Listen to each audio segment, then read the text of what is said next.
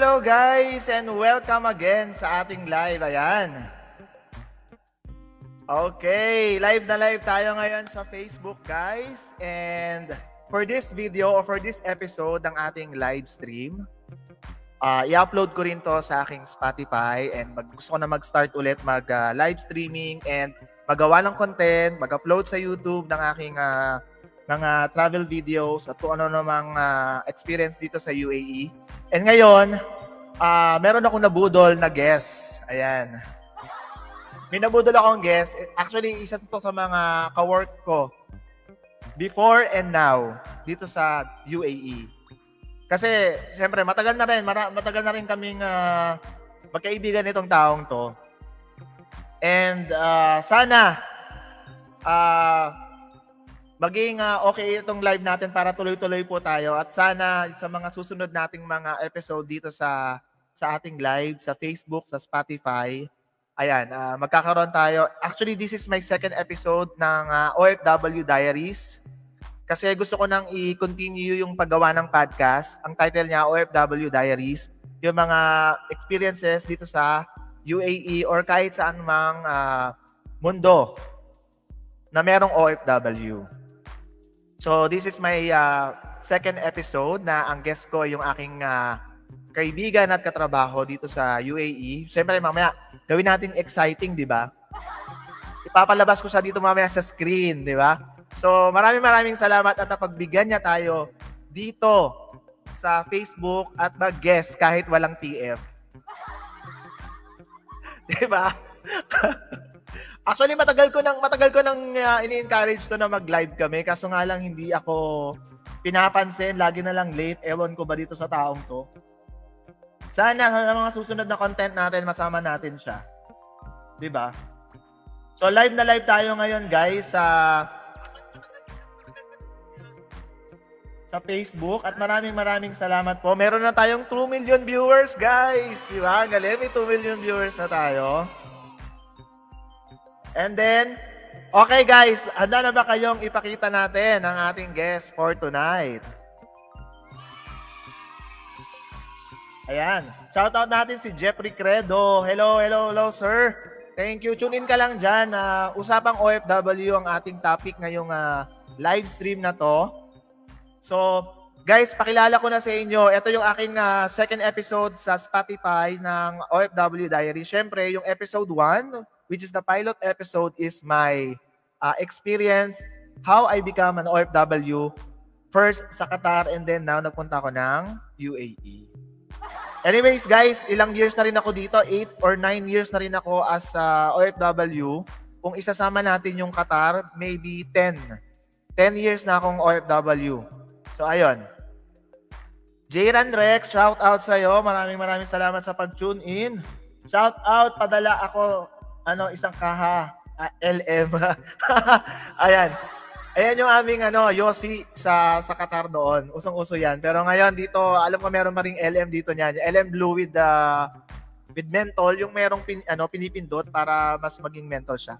Anyways, guys, follow nyo rin ako sa aking YouTube channel, Gino Mendoza. Ayan na, andyan.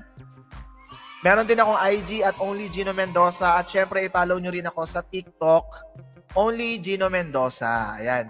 So guys, ready na ba kayong ma-meet ang ating guest for tonight? Maraming salamat po sa 6 million viewers dyan. Thank you so much.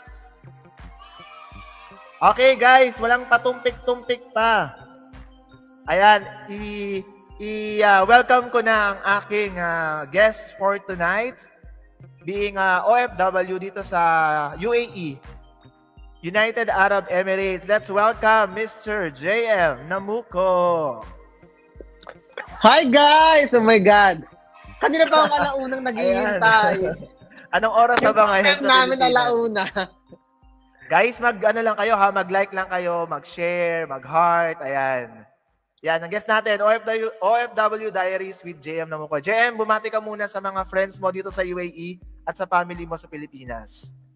Hi guys, good evening sa Pinas and good afternoon pa lang dito sa UAE. I'm representing San Juan, Batangas. By the way, taga Batangas ako sa Pinas. At dito sa UAE, sa Sharjah naman ako. Before sa Dubai. Okay, shout out sa inyong lahat.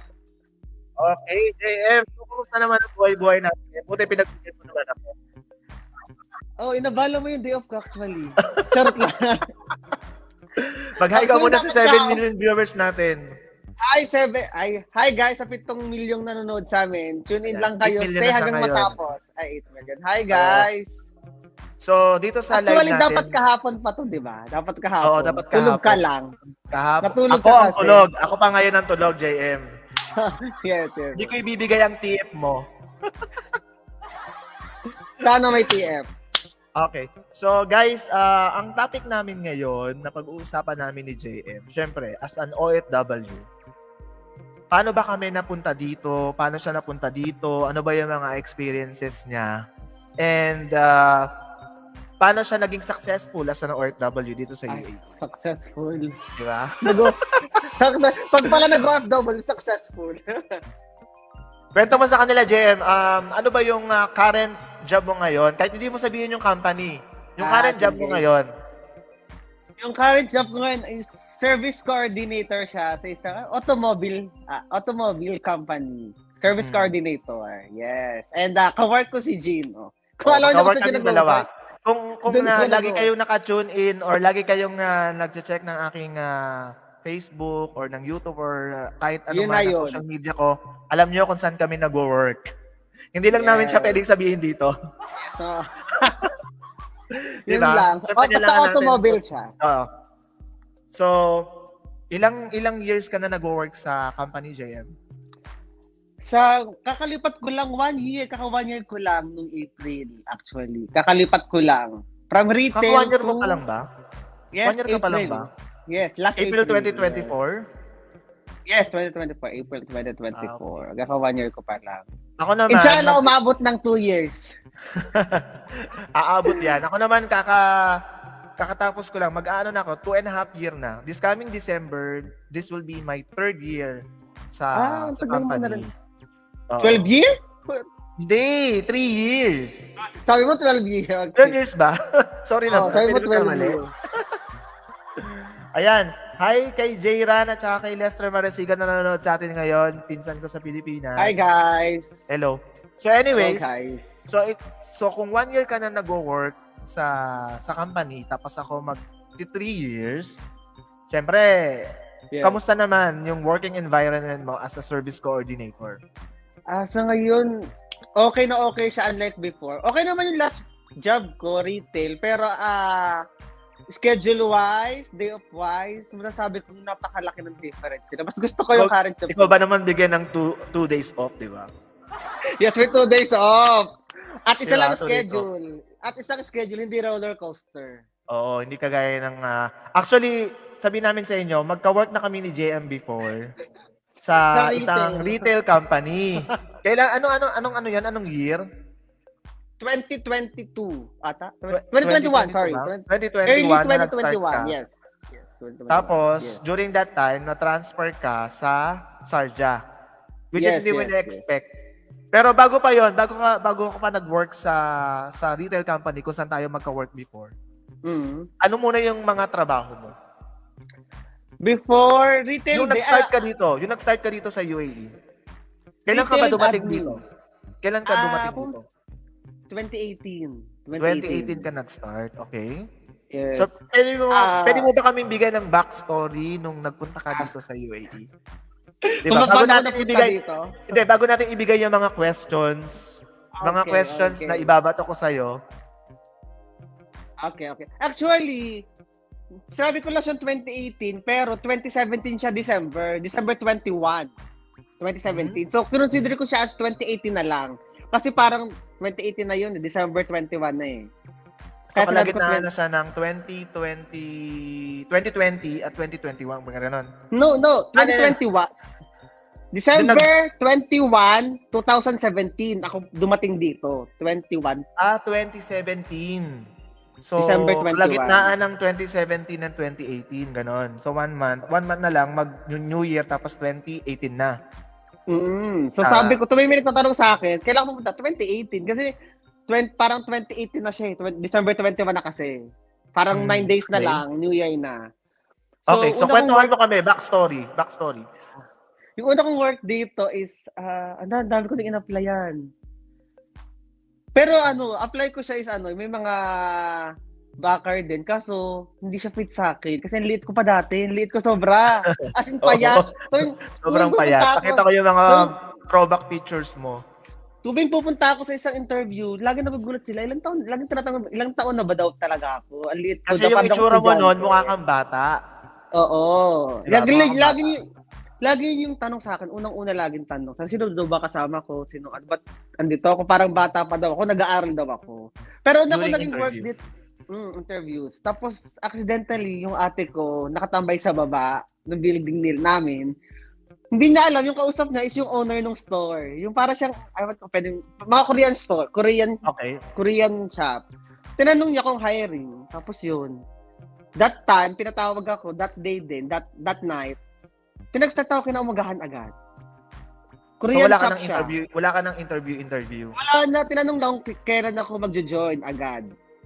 Kasi parang pa lang, mag-i-start siya is March 15. March 9 namin nakita nung ate ko sa baba ng building namin, yung manager. So, nag-start ako ng work March 15, 2018. Saan Korean to? shop. Yung dati sa Riga, Dubai. Riga, ayan. Alam mo guys, bigyan natin yung backstory. Ang Riga, para siyang parang kung may Satwa, Little Manila, ang Riga, marami ding Pilipinong nakatira doon. 'Di ba? As in, maraming Pilipino. Yun talaga yung pinaka-center. Diba? Parang 24 hours ang bukas. Oo. Pwede kang tumambay anytime. Yes. Yun nga, 2018 ako nag-start, March. Tapos, naging retail muna ako. March, April, May. Ginawa na akong account admin doon sa... Tapos yun, hanggang 2018 to 2021 ako nag-work sa kanila. Tapos nung pandemic, nag-COVID, naghanap akong bagong work. Ilang years na yon? 2018 to 2021, 3 years, mga 3 years ako. Yes, 3 years ako nag-retail admin sa kanila. Ang owner nun Chinese, pero Korean product yung binibenta namin. Yun lang.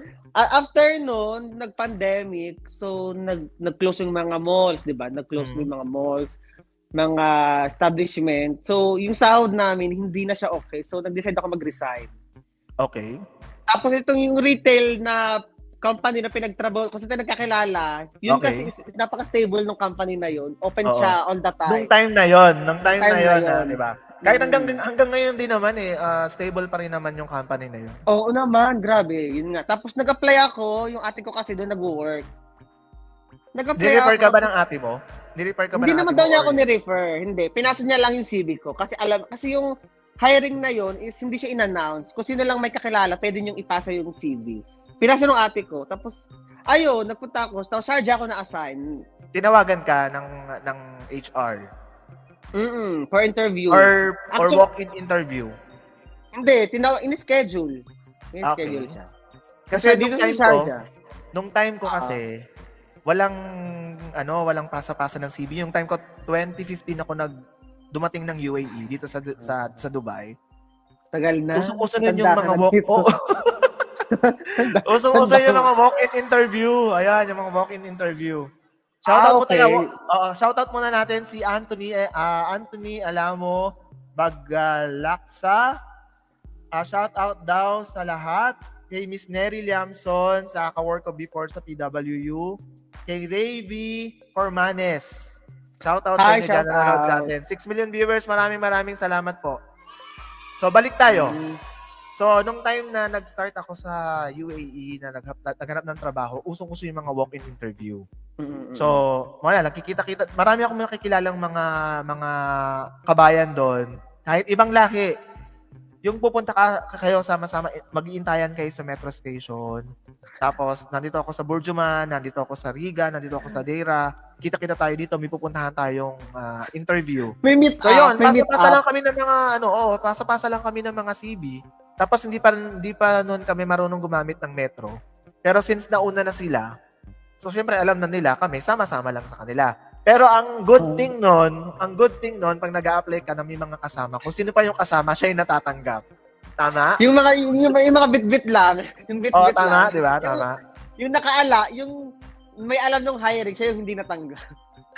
Di ba? Parang ganun na nangyari. Ewan ko, by chance lang siguro talaga o talagang ginalingan mo lang. Yeah.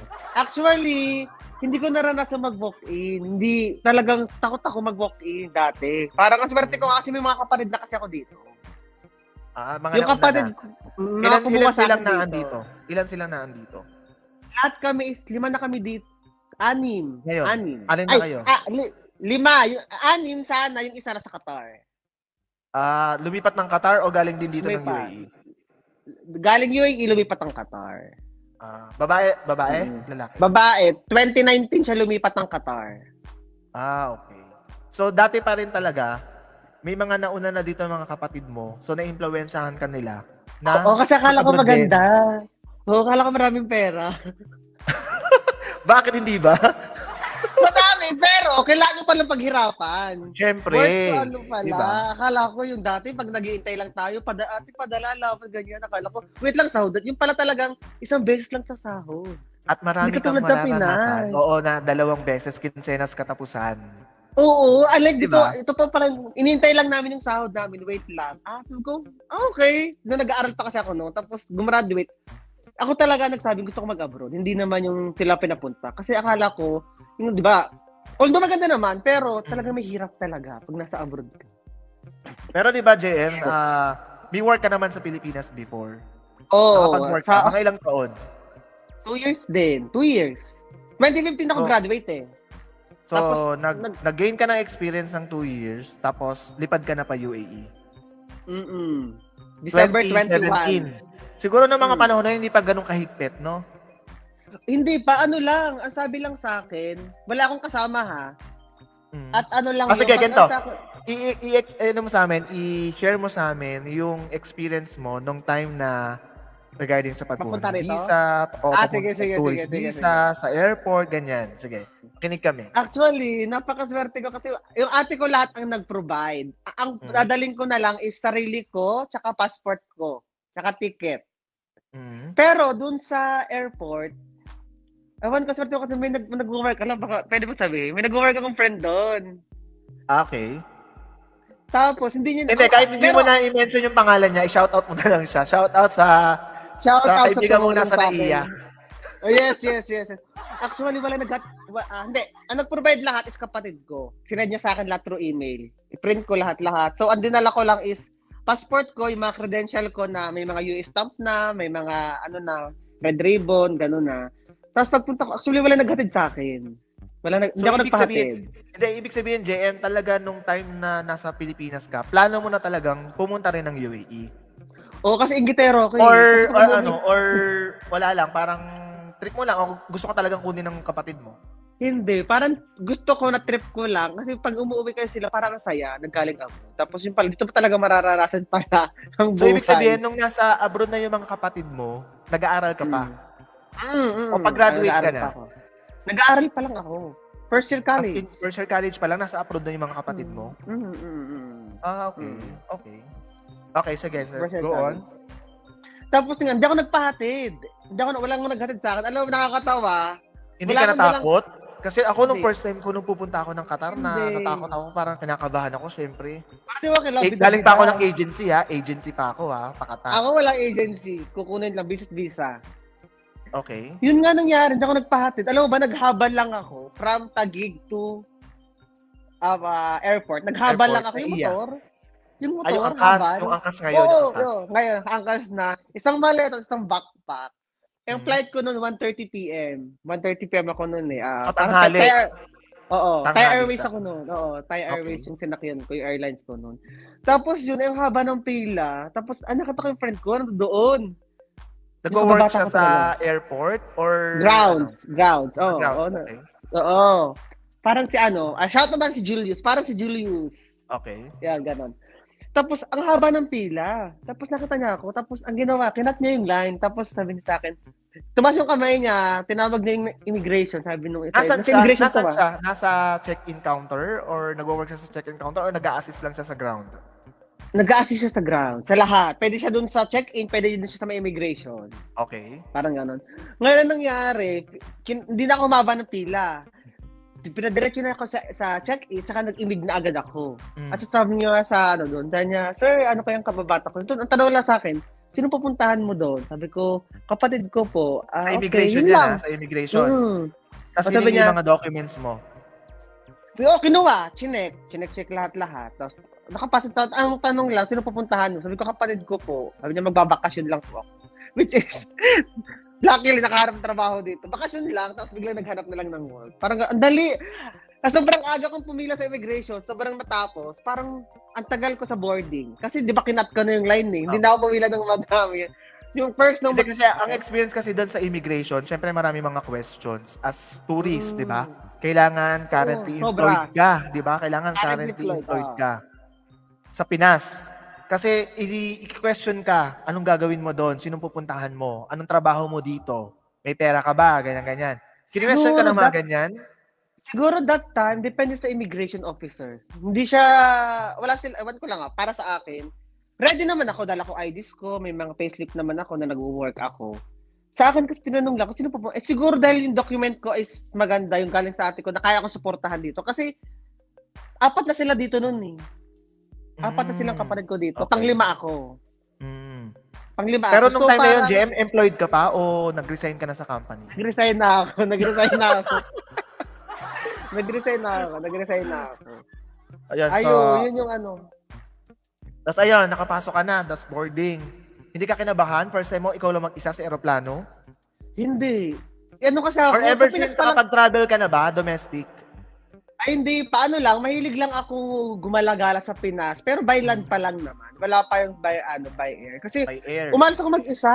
Nagakita ako ng bundok sa Pinas, pupunta ako sa ganitong lugar. Mahilig ako mag-joiner. Di ako yung parang sinusulit ko ang day off ko sa Pinas. So, ibig sabihin, adventurous ka talaga? Hindi naman ganun totally. Yung personality mo? Lang. Oo. Tsaka ano naman ako, bida-bida. Nagtitake ng risk. Alam naman namin yun. Alam namin yung bida-bida ka. Risk taker. Sabi ko, kung ano mangyari, may motto kasi ako, kung ano mangyari. Kung bahala na, basta sinubukan mo, so, hindi ka, wala kung pumunta ka ng Thailand, tawag doon, stopover sa Thailand, ilang oras? 6 hours lang. Pero hindi na kami pinalabas. Siyempre, ikaw lang mag-isa, wala kang kakilala. May nakausap ka ba doon ng kababayan natin papunta rin ng UAE? Meron, maglola sila. Oo, may maglola sila na sabi ko, saan po kayo pupunta?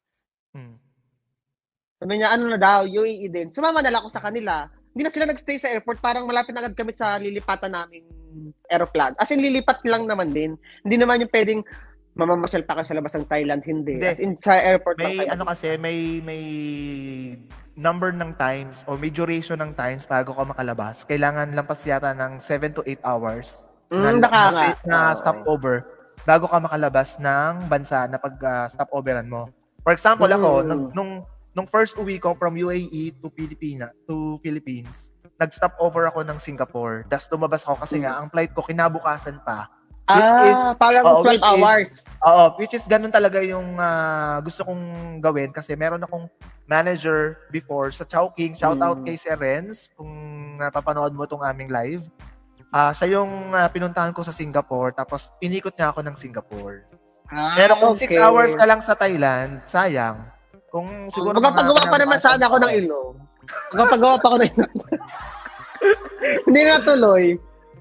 Ayun lang. Dahil dumating ako dito is December 22 na. 21 pa din. December 21, 9:30 p.m. Anong oras na yun? 9:30 p.m. 9:30 p.m. So, sinundo ka ng mga kapatid mo sa airport?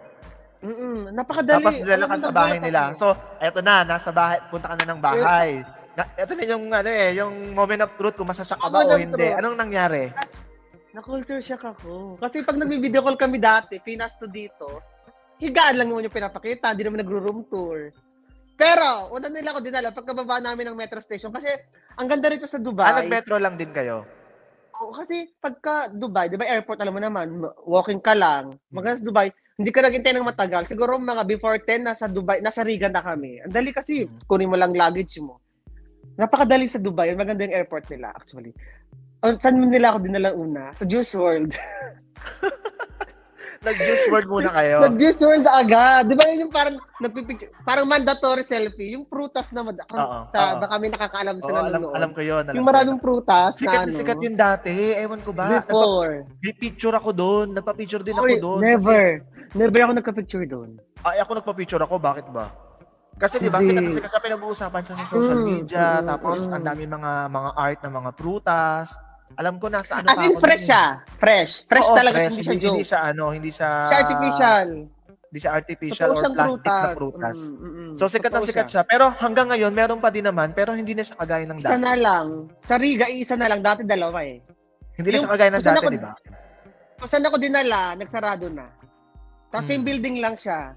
Yung bahay namin, malapit lang sa, as in, siguro mga 3 hakbang lang from metro station, Riga. Okay. And then Pagpunta eto ko na. yun. Just muna kayo, tambay-tambay. Oo. Ilang oras ang Pinakalawa biyahe ko na. mo nun? Ilang oras ang biyahe mo nun? 9 hours. 9 hours. Okay, so ayan, relax ka na. Wala kang jet lag. Wala. Inom agad ng ng Juice World. Pinarelax muna.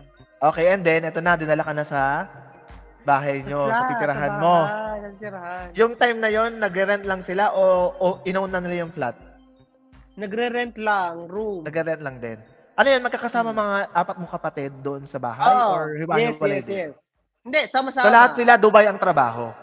Yes, Dubai. Oh, yes. Okay. Naka-bed ba? Anong bed bank ba tawag doon? Double deck? Nakaganon. Double deck. Tapos meron, yung uso ngayon parang may hagdan na papatas-patas eh. Oh. Bunk bed. Anong nangyari? Pagpasok ko, na culture shock ako. Ay, ganito pala dito. Hindi yung typical na boarding sa atin na Pinas na makakagalaw ka agad ng maayos. Although maganda siya, kaso talagang may mga partitions, may room, may maliit na sala, pero makukulture shock ka talaga sa situation sa loob. Wait lang, shoutout muna natin. Hi to Liberty Navarro. Shoutout sa'yo dyan sa Pilipinas. So, ayun. Naka-room naman kami. Naka-room. Pagpasok ko, kasi 2 kong ate nandito. Yung 3 ate bale. Yung may mag-asawa, tapos siya. Yung ate ko kumuha sa akin. So, sa isang double deck, yung mag-asawa, sa kabila, yung mag-asawa, tapos kami naman ng ate ko. Double deck, mag-asawa? So, ibig sabihin, hindi sila magkatabi sa kama? Magkatabi. May double deck din, pero sa taas. Gamit nila. Hindi, gamit nila.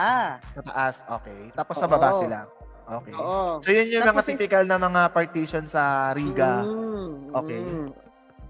Sa kabila namang double deck, kami ng ate ko na kumuha sa akin. Wala pa siyang asawa nun. Sa taas, sa baba siya. Siyempre, siya nagbabayad. Siya sa baba. Sa taas ako. Sa taas. Ayun yung, pero okay naman kasi kami lang. Pwede mag-ingay. Pero, pag nakakabisita ko sa ibang room, hindi pala ganun. Iba't iba. As in, iba't iba nga. As in, iba't iba. Oo, as in masikip. Tapos, may timing yung paggamit ng CR kasi, di ba? May checklist. Oo. May checklist. Kunwari, JM, 9 to 9 Oo, PM hindi ka pwedeng lumampas ng oras. Hindi ka pwedeng magkakanta doon. Bawal yung nagtitake time ka. Di ba? Bawal mag-ano. Tapos, may kanya-kanya pang timba kasi kailangan mo magpalabig ng tubig kasi mainit. Mainit yung tubig. Super init ng tubig. As in, super init ng tubig. Yung building namin na yun, luma na. So, wala kaming heater tsaka cooler. Unlike dito, kaya mong... Ngayon kasi medyo naka-luwag-luwag. Naka-flat na.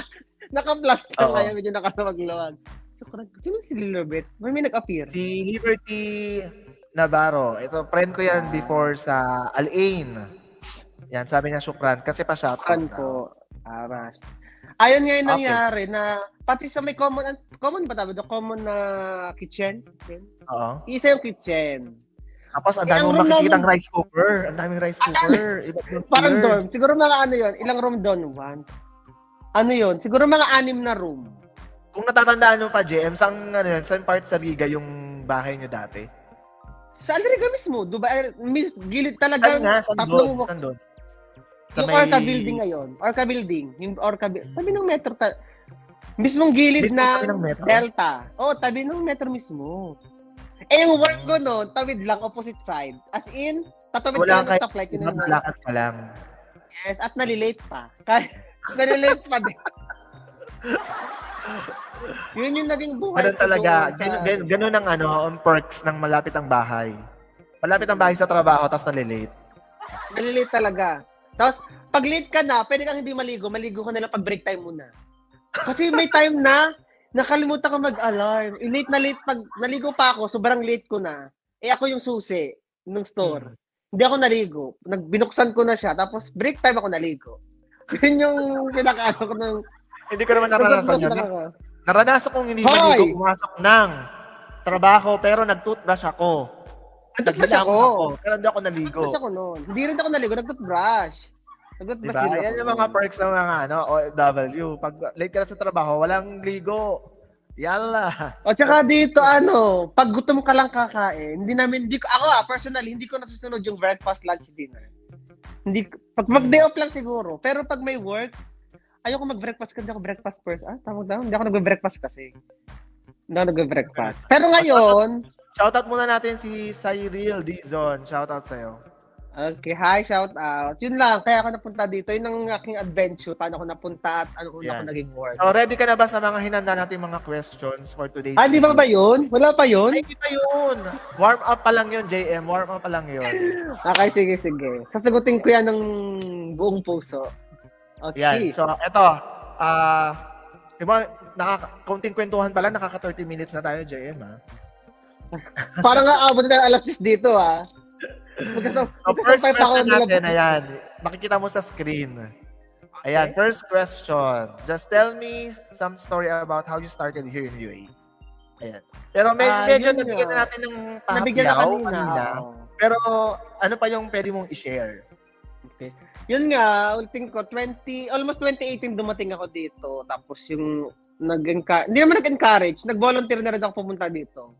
Kasi nga, gusto ko mag-work tapos para supportahan yung family ko sa Pinas, mga kapatid ko. So, naging retail, naging admin. Ilan ba kayo magkakapatid pala? Uy, baka magulat ka. 10 kami. Uy, grabe. Ang sipag ng tatay mo. Siyempre. 10 kaming magkakapatid. Ito ba yan? Kaya at pang 5 ako. Oo, grabe. Kulang. 10 kami. Tapos pumunta ako dito. Ako na yung unang mag-work, yung 5 nag-aaral pa. So, biruin mo yun. Time na yun. At marami kaming nasa abroad, minsan talaga magkukulang pa din. Kasi, syempre, may mga family na yung iba. Hindi naman lahat full support. So, 2 na lang kami ng ate ko na nag-support sa 5 nag-aaral. Pero ngayon... Elementary or high school nung time na yun? May time na yun, nung pumunta ko dito, may elementary, may high school, may college. Okay. May elementary, high school, college. Tapos ngayon, yun nga, 2018, umuwi ako ng 2019. Kasal ng ate ko. Yun ang huling uwi ko, hanggang ngayon hindi pa ako umuwi. Bali, 6 years na akong hindi umuwi. Diba dapat umuwi ka nung last year? Ano nangyayari? Last year ba? Nagpalit ako ng work. Hindi ako umuwi. Di ba nga dapat nung nasa retail ka, dapat uuwi ka noon. Eh, nung time na nangailangan ng staff doon sa Ngayon. Oo, sa ngayon mong trabaho. So, inelbo ko talaga. Cardiac, sige, lipat na kasi maganda. Maganda yung work. Maganda yung... Offer pa lang, JM, pasa mo CV mo sa akin, ayusin mo yung CV mo. Tangina, ang dami. Grabe yung, yung CV mo, ilang page. Inano mo yung CV ko, sabi mo, inedit wala ko akong alam-alam. Pati picture, inedit ko rin. Wala akong, guys, para sa kalaman nyo, wala akong kaalam-alam na pinasa niya yung CV ko. Sinabi niya lang, JM, may tumatawag sa'yo, actually, hindi mo daw sinasagot. Yun ang bunga niya sa akin. Sabi ko, bakit? Pinasa ko yung CV mo. Yun ang bunga niya sa akin. Diba dati, bago ako umalis ng retail, kinuha ko yung CV mo. Sabi ko, sige, pag kailangan dito, forward. Tapos ako pa nag-edit noon, pinaltan ko pa yung picture, di ba? Kasi nakasabi mo na, pinaltan ko kasi parang naka-lip gloss ka. Anyways, hi Miss Lori Gonzales. Good evening po. Good evening sa iyo, Miss Lori. So ayun, Jen, just tell me the story how you started. Yan, sales admin and then? Ayun, sales admin, tapos retail, tapos admin naman ngayon. Pangatlong work ko na to, actually. Sa 6 years ko dito, 6 years na ako dito sa Dubai. Sa December, 6 years na. Pangatlong work ko na to. Nakakatapos naman ako ng kontrata. Yun naman tinatapos ko naman yung kontrata. Dito. Yun lang. Tapos, last uwi ko is 2019. Inshallah, this year makauwi na. May ticket na. See you soon, guys. Nakabook ka na? Nakabook na. Totoo na. Ano na lang? Chocolate na lang yung wala. Baka naman. Chocolate na lang yung wala. Okay. Nakabook na ako this year. See you guys. So, doon ka nag-start as an admin from sales and then now, admin ba? Or service coordinator? Same. Okay. Service coordinator. So, back to office ka. So, kamusta naman ngayon? Okay ba lahat? In terms of work ng manager, yung work environment? Yung okay naman siya. Ang plastic ng Okay naman yung mga ka-work ko. May mga iba't ibang lahi. United Nation actually, yung work ko ngayon. May iba't ibang lahi. May Indian, may Pakistan, may Bengali, may kabayan Pilipino, may Sudan. Madami akong work na iba't iba yung Manager mo naman, kamusta? Kamusta naman sa'yo yung manager mo?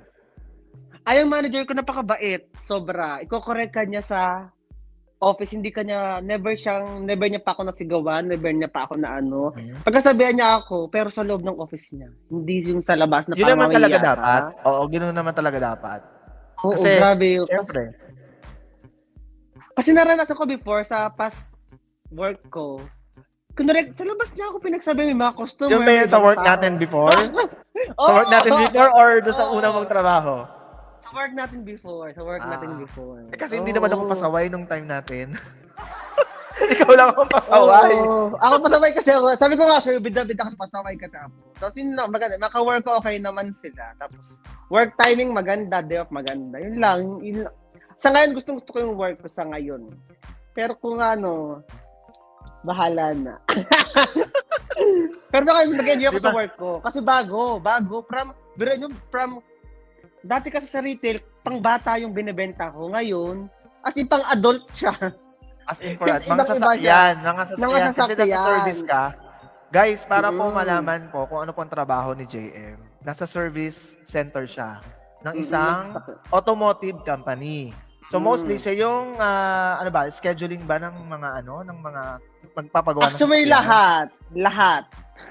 So all around. Kasi alam mo ng mga kabayan, once na marunong na yan, lalahatin na niya. Tapos magre-reklamo, pero gawa pa din ng gawa. Gawa pa rin ng gawa. Tama. Totoo naman yan. So, yun. Yun yung nagsimula si JM as a service coordinator, from admin, from sales, dito sa UAE. So, next question tayo, JM. Okay. Sino nag-influence sa'yo na mag-work sa UAE at paano ka napunta dito? Para napapayawan ko din siya kanina. Yung mga kapatid ko, kasi bago pa ako pumunta dito na ate. Bibilahin ko lang. 3 ng ate ko nandito bago pa ako pumunta dito. So parang na-encourage ako pumunta rito kasi syempre, iba kasi yung sahod dito kaysa sa Pinas. Mas medyo malaki talaga naman kung ikukumpara mo. Pero dito, work. Pero sulit naman yung sahod. Alay sa Pinas, andun ka nga, sakto lang din, pero hindi siya kaya. Kaya naisipan ko pumunta rito kasi yung mga kapatid ko hindi dito. Tapos pag umuwi sila, nakita ko parang okay naman, napoprovide naman nila kami. Parang ako din, gusto ko din. Ako, nag-volunteer ako actually. Tinulungan ako ng ate ko in all her expense. Yung pagpunta mo dito sa UAE, planado ba siya or talagang kailangan mo mag-work, kailangan mo magsuporta? Bukal ba yun sa puso mo? Bukal sa akin. At gusto mo talagang mag-abroad, ganon? Oo, kasi dito nakaka-fresh abroad. Totoo ba? Hindi. Walang biro. Lahat, in general, lahat ay nakikita ko nag-abroad. Ang fresh nila pag umuwi, parang mayaman na mayaman. Yun lang. Isa pa parang, ito yung parang naging ko. Isa sa inspiration ko, ay gusto kong ganito, ganyan. Shoutout muna natin si Jeneline David. Katrabaho natin siya sa previous company hindi natin katrabaho. Previous company natin, sa ibang branch siya. Yan, shout out kay Jeneline David. And then, sabi naman ni Liberty Navarro, good luck po soon to be manager inshallah. Sana all. Sana lagi manager. Diba, manager? Ayun nga, voluntarily ako nag-abroad dito. So, kailangan talaga. Na-influensyahan din siguro ng mga kapatid ko. Ganun. So, kasi nakikita ko, di ba tayo, pag nasa Pinas tayo, nakikita mga picture, mga ganyan. Parang ang ganda. Parang gusto ko na pumunta. Pagpunta ka naman dito, nagagawa naman siya, pero parang work. Nasa yun talagang gagala ka kung gagala ka. Ganun. Yun ang pinunta ko dito. As nagtatrabaho tayo, siyempre kailangan, yung mga pangangailangan din natin, kailangan nakukuha din natin. For example, hindi lang tayo trabaho ng trabaho, kailangan din mag-enjoy din naman tayo, pumunta tayo sa gusto natin puntahan, kumain tayo ng kainin. Bilhin natin yung gusto nating bilhin. Bilhin natin yung gusto nating bilhin. Kung gusto natin bumili ng iPhone 16 Pro, di ba? Itabi mo na lang yan. Hindi pa ako bibili, uwi pa ako eh. Pagbalik na lang siguro. Pagbalik. 'Di ba? Kailangan Yun lang naman. yung mga luho din natin, kailangan din natin na pagbigyan paminsan-minsan. Hindi puro Paminsan-minsan. work tapos kailangan syempre meron ding ipon. Kung meron kang iPhone, kailangan May meron ka ding ipon. Oy, dati diba? may kasabayan ako. At least naka-iPhone kahit walang iPhone. Hindi magandang ano 'yan. Magandang Hoy, sa ngayon motto masasabi yan. ko na sa ngayon may iPhone na, may ipon pa. Masasabi ko na yun. Ayun. Yun ang maganda, 'di ba? Para in Yes. terms na in case of emergency, meron kang madudukot, 'di ba? Hindi yung aasa ka lang kung kanino ka pwedeng umasa. So, 'yon. Nag-influence sa'yo yung mga kapatid mo kaya ka nakapunta dito sa UAE Yes, as a mga tourist kapatid ko visa. talaga. Yes, As a tourist visa, no? Okay. May baka marinig tayo ng iba na mag-tourist tapos mapahamak. Ano kayo? Ano kayanin? Dati yun. Guys, maluwag. yung mga panahong yon, mga 2015, 2017, 2018, napakadali pong pumunta dito sa UAE. Pero ngayon, marami na po silang mga hinihinging requirements. Requirements naman talaga. So, Marami ang na advice talaga. lang namin, ako bilang isang OFW, advice ko lang, kasi kung meron kayong kamag-anak or relatives dito sa UAE, at napakaganda kung kapareho kayo ng pilito, walang problema, kaya nila kayong kunin makapunta dito sa UAE. 'Di ba? Basta kumpleto lang yung mga documents, may sponsor kayo. Pero kung wala kayong relatives at gusto niyo lang pumunta ng agency, ang pinaka number 1 na ma-advise ko is dumaan kayo ng agency.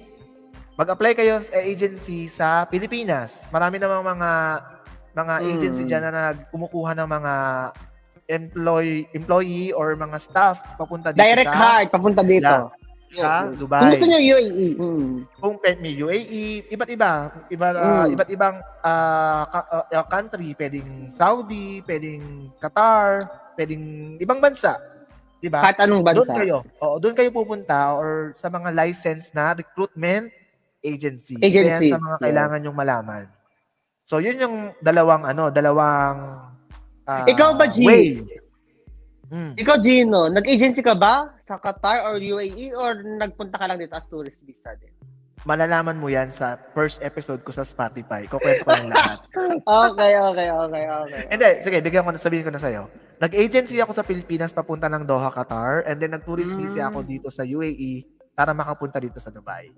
Gets. Okay, yun na lang muna. Way back 2015. Tanda mo na pala dito sa UAE. Hindi yan, mga 10 years ba? Baka paltan mo na yung picture ng mga hamdan dito, ng mga jeep. Hindi, yung iba nga dito, umaabot pa ng mga 20 years, 30 years, di ba? Dito na sila tumanda. Ang sarap din kasi dito. Para kasi, ewan ko lang baka OA ko lang, parang gusto ko yung lifestyle ko dito. Parang hindi ko siya kasi kayang gawin sa Pinas. Ako lang, sa akin lang ha. Siguro, sa ngayon kasi, wala pa akong balak mag-for good. Sa ngayon, wala. Ako din, hanggat kaya ko magtatrabaho. Oo, ako din. Ayaw. Parang may mga bagay tayong pinag-iipunan sa future na if ever na mag-retire tayo after this opportunity. May fallback tayo. Oo, meron tayong may fallback napag-ipunan, may bahay, may lupa, may ganyan. So, yun yung mga, para sa akin yun ang yun yung aking project this year.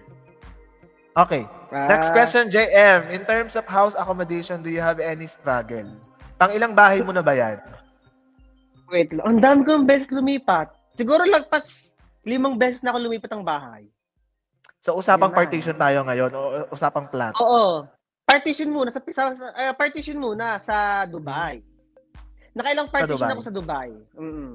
With alam mo na, hindi ko na-disclose masyado. Oo, palipat-lipat din, di ba?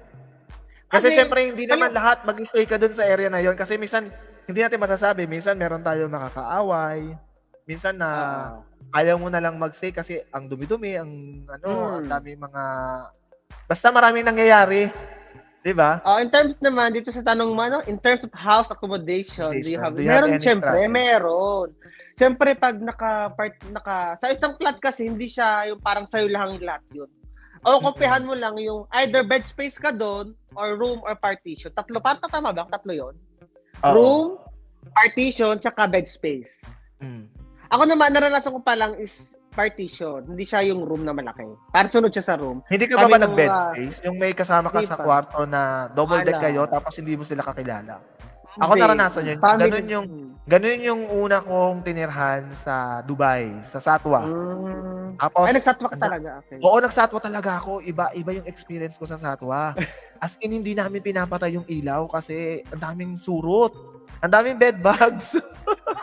Kasi ang bed bugs ay hindi lumalabas sa maliwanag. Lumalabas siya pag madilim. So may mararamdaman ka na lang gumagapang sa mga damit mo na makate.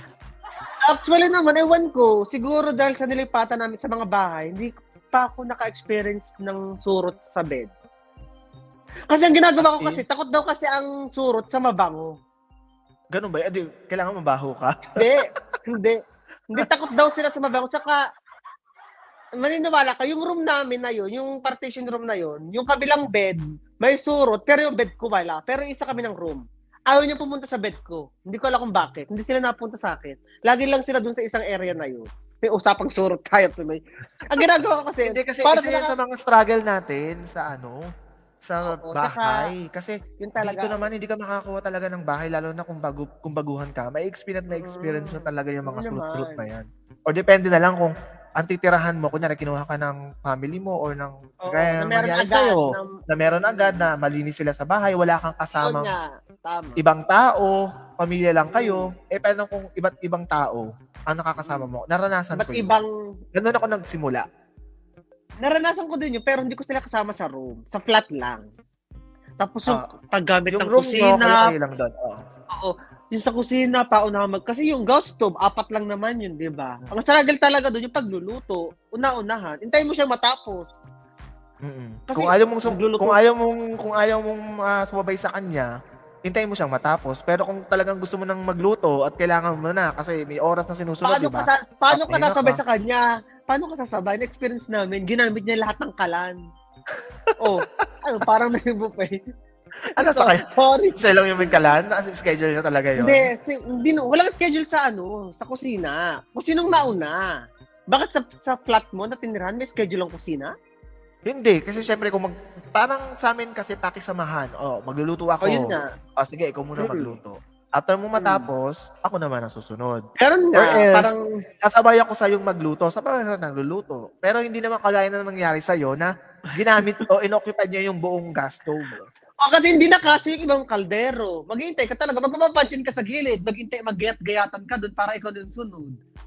Ganon. Yung ganon talaga. Ano paano kayo na-experience mong struggle sa CR? Okay. Sa CR, yung maliliit ka na, siyempre, saktuhan lang lagi yung oras mo.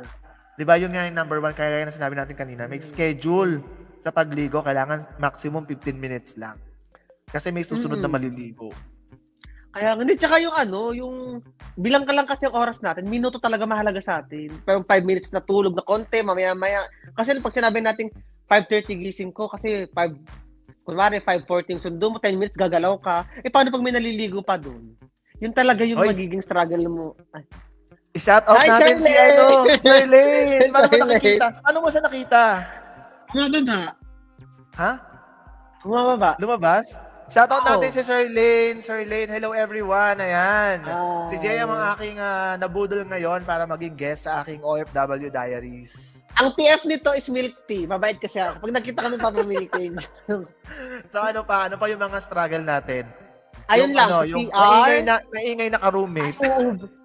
Yung mga ka-roommate ko naman, mga ate ko, yung, syempre, pag madaling araw sila dumarating, bubuksan ng ilaw, kalampag ng cabinet, ng pintuan, ang ingay ng tissue, yung pagkuha ng tissue. Tapos minsan yung magtatanggal ng plastic. Ganun yung plastic. Wala ka naman magawa kasi yun ang oras ng dating niya. Anong gagawin natin? Kailangan naman sawayan mo, huwag kang maingay. Yun ang oras ng dating. Madaling araw na kasi dumadating ang mga ka-room ko dati, mga ate ko, madaling araw na. Kukuha ng plato, kakain. Doon kayo sa room. Paano sa ibang room? Minsan may mga nagbibideo okay, may nagiinuman, di ba? Anong oras na madaling araw na yun? Doon naman sa flat na yun, tuwing weekends lang. Kasi syempre, alam na, mas marami kasing mas naka-day off ng weekends kaysa sa weekday. So, weekends nila ginagawa. Mga Friday or Saturday night. Pero pag Sunday na, hanggang Thursday, nagko-considerate naman sila na hindi mag-ingay. Ganun naman. Consideration ngayon naman. manonotice mo ngayon sa Riga, puro mga videoke kasi nauso yung mga portable videoke speaker, di ba? Talagang makikita mo once na may nagbibidyoke, alam mo na kabayan yun.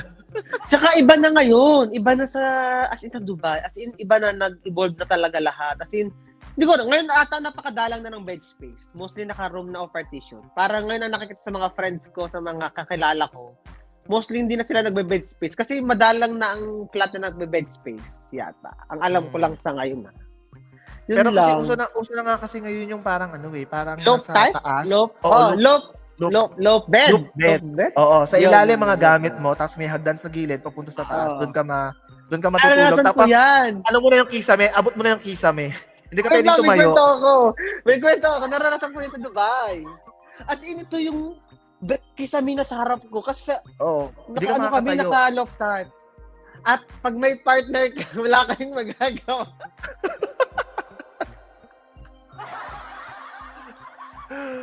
Kasi abot ka na. Nung time ba yun, pwede kang umupo doon sa loop bed, sa taas? Ukod. Yung hindi ka komportable ng ganyan. Hindi ka makakaganyan. So, medyo ganyan ka na konti. Yung baba maganda. Yung baba namin maganda, maluwag. Kasi mga gamit, table, yung mayroon pa kasi parang may pinahiram sa aming TV dati. Pero yung taas kasi, tulugan lang sa ating retail, tulugan kama, tapos patungan lang ng cellphone charger, katabi mo, extension, ganyan. As in, hindi ka makakaupo ng ganyang ngayon. Ganon ka ng konti. Kaya pag akit na kami, yun talaga matutulog na lang kami. Yung wala ka na ibang gagawin. Pero ngayon, JM, magkano na kaya ang rent ngayon ng isang partition sa Riga? Tingin mo? Uy, ang partition alam ko ang pinakamababa na nila is 1.5. 1.5? Kung i-convert natin yan sa peso, magkano yan? So, 1.5? 15,000? 15,000. As in? Peso? 15,000 oo. Isang buwan, 15,000 isang buwan. Tapos minsan, hindi pa nila ina-all-in. Tsaka hindi pa nila ina-all-in minsan. Yan, guys. Para po sa inyong information. Yan, information. Hindi pa po kasama dyan yung bayad sa kuryente at sa internet. Wi-Fi, yes. Pero merong ibang flat owner na all-in kung tawagin. Meron kasing all-in, meron namang separate yung sewa. Dewa sa Dubai, equally divided naman siya. Ayun. Yun 1.5 yung mga partition ngayon. Maliit lang yun Parang ang kasalang isang single bed. Oo. Tapos kung dalawa kayo, siksikan kayo doon. Magpa-double deck kayo, kung ganun. O sa ngayon kasi, quarantine na sa Sharjah ko. Kasi iba-iba yung presyo niya. Iba dito sa Sharjah. Yes. Kasi sa Sharjah, makakakuha ka ng malaking space or isang flat na maluwag, malawak, or mga 2 to 3 BHK. Tapos mura lang. Pero ngayon sa mga nababalitaan ko, marami na daw lumipat ng mga taga Dubai going to Sharjah kasi mas house rent. Oo, mas mura dito sa Sharjah compare sa Dubai kasi nagtaas daw ang Dubai ngayon ng house rent. Yes, nagtaas. Per year po ang bayan dito, per year. Every renewal nagtataas. Actually, yes, nagtataas. Ako currently ngayon naman na Sharjah kami, parang nakaano na kami ngayon. Nakaluwag-luwag, naka-flat na. Mura kasi as in, mura. Sabihin ko na lang. Sa area mo kasi, medyo mura-mura pa dyan sa area na yan. Pero dito sa Alnada, kung saan ako nakastay, medyo nagtaas na rin sila. Hindi, yung building na to daw, kasi yung friend ko, same building kami, nag-renew siya noong August, tinasan sila ng 5,000. Kayo ba? Ilan taon na ba kayo nakatira dyan? Kakalipat lang namin nung March. Lumipat kami nung March. Nung March. So, hindi pa kami nagre-renew. Let's see. Ngayon, ang kuha, sabi ko na lang yung price. 30,000 siya isang taon. Isang taon siya, 30,000. Uy, mura pa yung 30,000 mo, ha? Dirham? Mura pa yan. Magkano na ngayon dito sa Mi Alnada? Nasa 70 to 80,000 na. Oo. Dito 30,000 ngayon. 30,000. Ilang BHK yan? Actually, dalawa lang sana. Ginawa namin 3 kasi maliit na lang na salang ginawa namin. 3 na siya ngayong room. So, nilagay nyo ng partition. Pumayag naman. Partition. Walang partition. As in, room siya. Walang kurtina. As in, pintuan talaga siya. Ewan ko para ito naging sala pero may pintuan. Ganun. May mga building dito, may mga flat na may ganun. Na yung sala may pinto. Diba pagpasok mo, maliit na sala. May isa pa ulit pintuan. Yung pala yung sala nyo talaga. Ngayon, ginawa namin sila at kwarto. 3 kwarto, 2 CR. Yung dito namin. Ayun. Ganun din yan dito. Tapos, Alright. dalawang balcony. Ganun. Buti nga may balcony sa amin ngayon. May Wala. kwento. Di ba sa Ano? Dubai? Pag may balcony at bintana, mas mahal. Oo, ganun nga yata. Totoo yun. Totoo Kasi yun, syempre, may balcony. ang balcony magagamit mo siya, pwedeng tambayan, pwedeng lagyan ng Tampayan. ng mga damit na pinapatuyo, di ba? True. Kaya iba rin ang rate. So, Okay, may shoutout bintana. muna natin si Leslie Biscocho Hernandez, si Rosa T. Amianan, at saka si Joyce Chavez Tesoro. Hello, shoutout sa inyo lahat dyan. Shout And thank you out, for shout tuning out. in. Punta tayo sa ating another question. Ayan. Ano-ano ang nabago sa buhay mo nung nakapag-work ka na abroad as an OFW? Medyo heart to heart na to. Kaya nga. Physically, wala naman. Wala pang Walang pinapagawa. Lahat nagbago? normal yan. Wala. Ay, meron. Pumuti ako. As Hindi, in, hindi yun sa physical unggoy. hindi, wait lang. Bukod doon. What I mean physical, wala pa. Ini-generate ko. Naintindihan ko naman yung tanong. Visit ka. Physical, wala. Siguro yung sa buhay ko, dati kasi, ewan ko, di naman kami ganun kayaman sa Pinas. Sakto lang, tatay ko kasi driver. Nanay ko, housewife lang. Tapos, ngayon, nabago talaga. As in, ewan ko, nabibili ko naman yung gusto ko. Nakakain ko yung gusto ko. Dito ewan ko lang sa Pinas pag-uwi. Baka kasi iba yung presyo sa Pinas. Ayun lang. Oy, guys sa last experience ko sa Pilipinas, nung last na umuwi ako ngayong 2024, yung 1,000 peso mo, kulang siya sa isang pagkain ng isang araw. Or isang kainan. 'Di ba? Tatlong beses tayo kumakain sa isang araw. Tatlo ba? Dito. Siyempre may breakfast, lunch, and dinner. Yung 1,000 peso mo, kulang pa yun. Pang isang, lang yun, isang kainan lang yun. Di ba? Pag bibili ka sa palengke.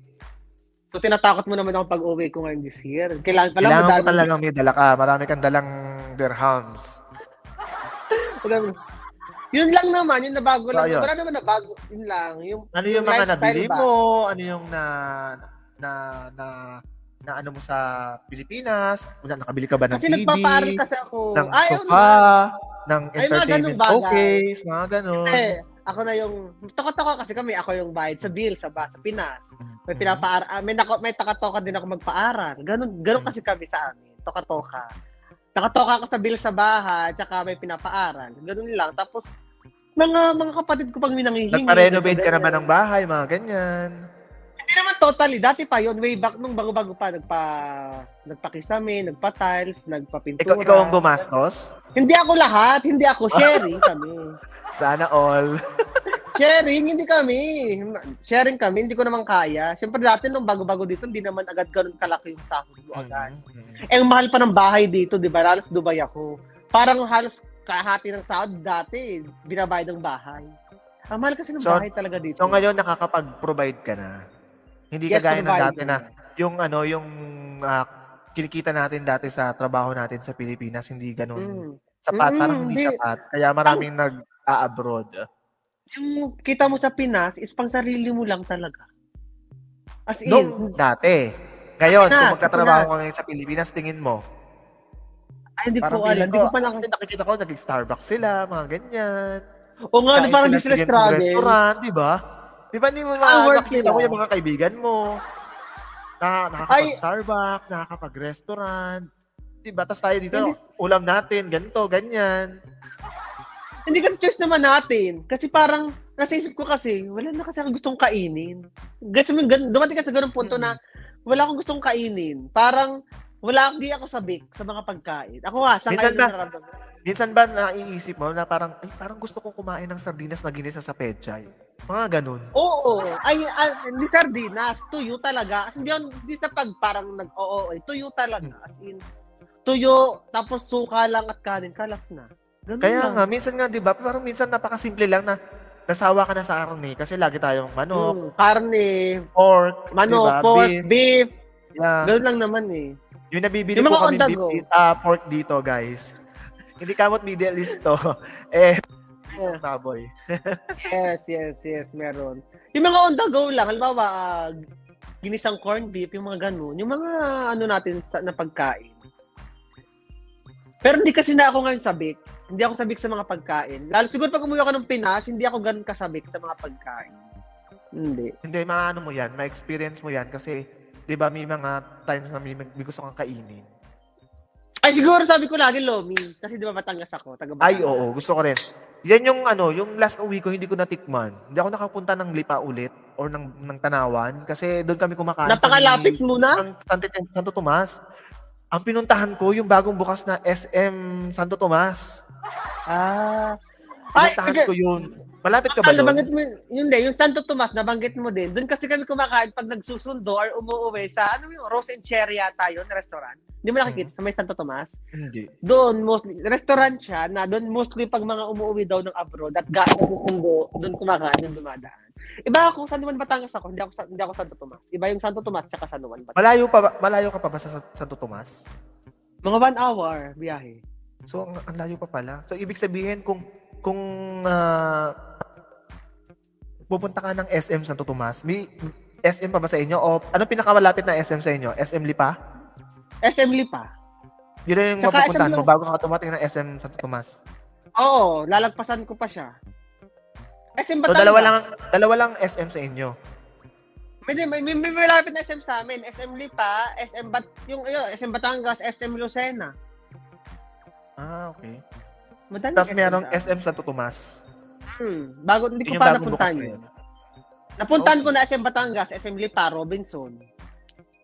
Okay. Maka-Maynila kasi ako. Maka-Maynila ako. Hindi ka talaga nagstay sa siguro nung during elementary, high school days mo, nasa Batangas ka. Pero nung nag-college ka na, hanggang mag-abroad, nasa Maynila ako. Hanggang Maynila, oo. So tuwing kailan ka lang nauwi ng Batangas? Actually, para ako nag-abroad, tuwing sigurong Pasko lang at New Year. Talaga ba? Hindi ka nagbubuta ka na rin yung mga birthday ng family mo, hindi ka nauwi? Hindi. Masabi kong ganun lang, pero hindi siya every week, every month. Pag may ganun lang, may nag-special na occasion. Hindi ko pa nag-abroad. Kaya hindi ako na homesick nung nag-abroad ako. Kasi hindi ko naman sila... Okay, so next question natin, bago tayo pumunta sa pangalawa. Pangatlo na. Hindi na dito pangatlo. Di ba 7 yung question natin? So, pang 5 question. Bago tayo pumunta sa pinakahuli. 2 na lang. JM. Okay. What are your never forgotten experiences in UAE? Siguro nung nag-a-apply ako na hindi ko alam yung lugar. VIP yata, Ibn Batuta, na nag-apply ako. Hindi ko alam yung pupuntahan ko. Nagkandahilo ako, nagsuka ako sa loob ng taxi habang nag-a-apply. Kasi hilong-hilo ako. Bakit ka nahilo? Baka hindi mo lang talaga gusto yung amoy ng taxi. Alam mo naman sa taxi. Siguro. Hindi, tsaka siguro gutom ako. Gutom siguro. Tsaka ang layo. From Riga to DIP. Tapos, as in, nagpababa na lang ako sa taxi driver sa parang disyerto. Naglakad ako ng sobrang init. Hanggang makarating ako sa parang pinaka-city. Kasi bumaba na ako ng taxi. Kasi parang ang diba, mahal na rin ng taxi, umaandar ang meter mo kung hindi. Oo, dapat nagbaba ka na lang sa isang malapit na lugar tapos nag-metro ka na lang. Alam mo na ba mag-metro nung time na yun? Hindi pa. DIP yun parang parang disyerto na yata yun na ibang lugar ng DIP. Alam ko DIP medyo siya Pero yun yung experience ko na nagpababa na lang ako sa isang lugar kasi ayaw kong lumaki yung metro ko. Yung bill ng ng babayaran mo sa taxi. Yes. Pero naka-attend ka sa interview mo? Nakapunta ako. Actually parang pabalik na yun. Pauwi na ata. Kasi nung pauwi ka na nagkaroon ng problema. Hindi ko naman nilalahat. Meron kasi pag mga taxi drivers alam nilang hindi mo alam ang babalikan ang papuntahan mo. Medyo lolokohin ka ng konti. Ililigaw ba? Nangyari dito yun talaga. Minsan parang may nagpapataas ng metro para tumaas yung bill. Kasi ako, alam ko na rin nung mga time na yun na nagtatrabaho na ako, na parang dinadala niya ako sa ibang way para tumaas yung... Oo. Tumaas yung babayaran mo, di ba? Hello, mga taxi driver, shout out sa inyo dyan. Ayun nga, yun yung pinaka-number ko na yung pag-a-apply that time, isang beses yung binaba ako nagpababa ako kasi ayoko ma-short sa pera. Tapos naglakad ako, nagkandasuwa ako sa loob ng taxi. Kasi, tapos, hindi ko alam kung nagpababa ako. Sa loob ng taxi? Sumuka ka sa loob ng taxi? Hindi ko alam. Kaya ibinaba. Kaya siguro ako ibinaba o nagpababa ng taxi driver. Kasi, nagsuka na yata ako. Hindi mo na maalala. Kailan na maalala? Kailan pa yan? Yung bago ka dito sa... Bago ako dumating dito. 2018. So, bago mag-March. Nung pagdating mo dito, sumaba ka agad sa pag-a-apply or 2 weeks naman ako nagpahinga. December 21, di ba? Tapos siguro mga hanggang mid ng January, relax muna. Tapos ayun, may bagay naman yun, kaso ang layo, DIP. Tapos doon yun, hindi ko malilimot experience na nagsuka ako, naglakad ako ng mainit na sabi ko, ganito pala talaga dito, parang pag hindi ka talaga malakas ang loob mo, manghihina ka. Yung gusto mo na umuwi. Buti na lang inisip ko, andito na ako, babalik pa ba ako? Para kasi gusto ko na that time umuwi kasi parang paghanap parang ng trabaho ang hirap. Kahit may backer ka na that time, ang hirap maghanap ng work dati. Lalaki pa. Struggle is real talaga. Tsaka kailangan mo talagang magpursige. Kailangan kong maghanap ng trabaho. Hindi ako susuko kasi kung susuko ako, maubusan ako ng budget. Oo, budget talaga. Number 1 budget. Nakakahiya dun sa kapatid mo na nagsusupport sa'yo na pumunta ka dito. So, kailangan mo makahanap ka ng trabaho. Iba yung sa experience mo kasi ikaw, may kapatid ka na pupuntahan dito. Ako, nung pumunta ako dito, wala akong kakilala. Kundi kaibigan ko lang. Kaya sa akin, kailangan nung pagdating ko dito, kinabukasan, nag-apply talaga ako. Talaga nagpaturo kung paano na gumamit ng metro. Bumili akong SIM card. Tapos maraming ako nakilala. So, sama-sama kami pag nag-a-apply. Ganun. Tapos ilang days ko pa lang yata dito sa Dubai, mga 5 days yata or 6 days. Sa isang linggo pa lang ako. Yun, natanggap na agad ako dun sa retail company kung saan tayo nagdali. Actually, yun yung first work mo talaga? Oo, 3 months. 3 months. 3 months visa ako. 3 months visa ako, pero April pa lang, may work na ako. Nag-start na ako. Same, 3 months din ako na pumunta dito. Di ba dati uso pa yung 3 months? Ngayon kasi parang 2 months 3 na months lang. na visa. Ay, dapat 2 months na lang. Nag-exit ako ng Oman. A to A. Paras tayo. A to A din ako. Paras tayo, nag-exit din ako ng A to A. Alam mo, noong time na yun, hindi ko naranasang magpunta ng Iran, ng Kish Island, mag-skateboard. Kish daw nga. Aswerte natin. Uso yun dati. Oo, hindi ko talaga naranasan yun. Aswerte ng batch natin na ganito, na hindi natin naranasan yun. Yung doon ka mag-iintay ng visa mo. Hindi ko naranasan yun. Siguro yung pag-exit din na yun, alam mo yung pag-exit ko, as in ako yung kakaibang tao doon sa airplane na yun. Kasi lahat sila nakasuot ng kanilang yung damit nila. Nag-exit ka ba saan? Sa Oman? Sa Oman. A to A. So, may visa. Actually, may visa ka na nun. Kailangan mo lang talaga mag-exit at bumalik. Kailangan matataka ng actually, passport. Hindi na ako bumaba ng airplane. Nag-announce yung... Talaga ba? Yung cabin hindi ka na bumaba ng airplane? Oo, hindi na ako pinababa ng airplane. Antay pa ako sa ano. Pinababa yung mga... Hindi na ako pinababa. Kinolek lang yung 2 hours passport. lang yata ako doon. Tapos nidala rin akong damit. Tapos balik na uli ako ng Dubai. Kinolek lang yung passport habang nasa airplane. Tapos sabi, lahat ng mga mag-exit lang, wag na bumaba. Yung mga passenger na pupunta talagang Oman, bumaba na. Tapos inintay lang may pumasok ulit na ibang pasahero. Yun lang, ganun. Tapos balik uli kayo? Balik ulit. Sharjah Airport ako. Nag-exit ako. Nag-exit talaga. Ako Dubai. Emirates Airline. Tapos, Emirates Airline papunta ng Oman, tapos balik ulit. Ay, pangmayaman, Emirates Airline. Yung time na yun. Pangmayaman. So, lang naman, yun yung never forgotten mo na hindi ganong kasaya. Ano naman yung pinakamasaya na never forgotten experience mo dito sa UAE? Siyempre yung pag sama-sama kami ng mga, madalang kasi kami magkasabay-sabay ng day off. Ng mga kapatid mo.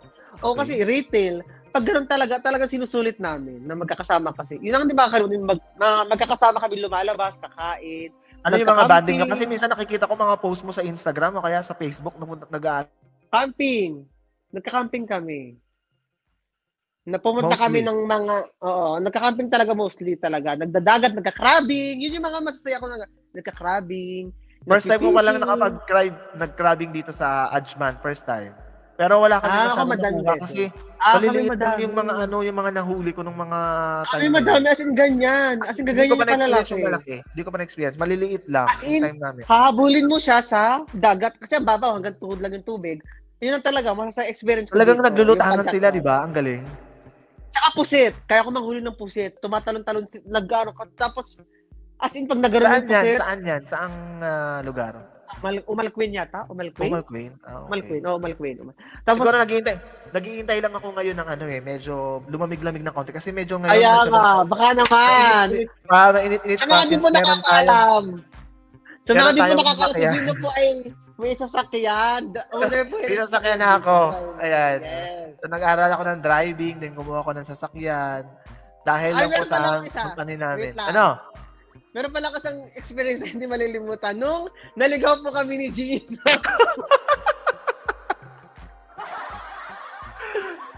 Ikwento mo bakit? Hindi ka naman kinabahan nun kasi may kasama ka naman. Ano yun? Nag-road trip lang tayo kasi kahit ako hindi ko rin alam ko yung Google Waze na yan. Lintik na yung Google Waze na yan. Siyempre, baguhan tayong driver. Ano nga lugar yung pinuntahan natin? Metropolitan. Babalik lang po kami ng babalik lang kami ng Riga, Dera. Siguro mga 20 minutes lang yata dapat ng 30 minutes. Umabot po kami ng lagpat 1 oras ni Gino. Paikot-ikot. Hanggang nakarating kami sa mundo ng kawalan. Hanggang sa mundo ng kawalan kami nakarating. Hindi ko na rin alam kung saan yung lugar na yun. Ano yun? Oman ba yun? Abu Dhabi? Dubai pa rin yun, pero hindi ko alam kung saan lugar. Ang dilim. At walang sasakyan. Doon po kami dinala ng Waze. Ewan ko ba, hindi, ganun daw kasi talaga pagka bago kang driver, tapos hindi mo ka pa masyadong gamay yung daan, tapos hindi ka pa marunong tumingin ng Google Map or Google Waze. Diba? Kung saan ka na, pag nagkamali ka ng exit, kung saan ka na talagang ulit ka, back to zero ka, layo nung iikutan mo ganyan. At safe naman kami nakarating ng head office. Doon sa head office na. Shwe-shwe lang yung pagdadrive ko. Alam ko yung smooth lang na, alam ko kung hindi ako nagmamadali, hindi ako bumibira ng speed. Kasi syempre, bago pa lang ako, takot din ako sa mabibilis na sasakyan. So, ano lang tayo, takbong-pogi lang. Good driver naman si Gino. May lisensya kaya tiwala naman ako. Yun ang unat huli ko palang nasakay. Sana masundan. Sana makapunta tayo ng Ras Al Khaimah, Umalquin or Fujairah. Pag naglamig-lamig na, try natin. Hoy, may long weekend tayo. December 2, 3, 4 sa December. December 1 to 3, 4. Hindi naman, kahit naman na UAE National Day, may pasok tayo eh. Papatak siya ng ano? Ng ano? Hindi nasa calendar natin. 1, 2, 3, 4 walang pasok sa calendar sa calendar natin. We'll see. Malalaman natin yan. Head office mo na makakaalam. Yes. Okay, so 6 question before the last question, JM. What are your advantage and disadvantages ng isang OFW? Siguro doon muna tayo sa disadvantage. Ay, nauhaw. Parang nauhaw din ako bigla. Inom lang din ako. Doon muna tayo sa disadvantage. Siyempre, disadvantage. Pag OFW ka, ma-homesick ka talaga. May mga times na ma-homesick. May mga times na ma-homesick ka. Mamimiss mo yung mga big event, special event ng family mo, New Year, Christmas, birthday nila. Yun yung mga disadvantage. Yung maiinggit ka na, sama-sama yung mga friend mo, magkakasama sila, high school, college friend, ikaw, nag-reunion sila. Oo, ikaw, nakailang reunion na sila, ikaw hindi pa. Yun lang naman. Ang gagawin lang nila, manghihingi lang ng sponsor. Yeah! Sulisit. Nainom lang akong tubig. Oy, sponsoran nyo naman kami, padala ka ng pang swimming, pang ganito, pang foods, ganyan. Ako naman, di ako matanggi. Nagbibigay naman kahit anong amount. Hindi naman ako yung parang nag-i-ignore na. Hindi ko sila nila long press. Long press talaga. Ayun yung disadvantage. Homesick talaga at mga events. Yun naman yung number 1 kalaban natin, yung homesick. Pero since ikaw kasama mo naman yung mga kapatid hindi mo naman masyado. Konti lang. Ako sanay. At saka yung disadvantage. Sa tao naman yan eh. Sa tao naman yan yung sanayan. Kasi ako, sabihin ko sa iyo, nakaka-uwi naman ako every year. So, okay din para sa akin. Kasi ginagawan ko talaga ng paraan na makauwi every year. At magdadalong uwi ka nga ulit mo. Ngayon kasi alam ba nila? Okay lang naman yun. Mga kasi sikreto mo. Sorry. Hindi sikreto.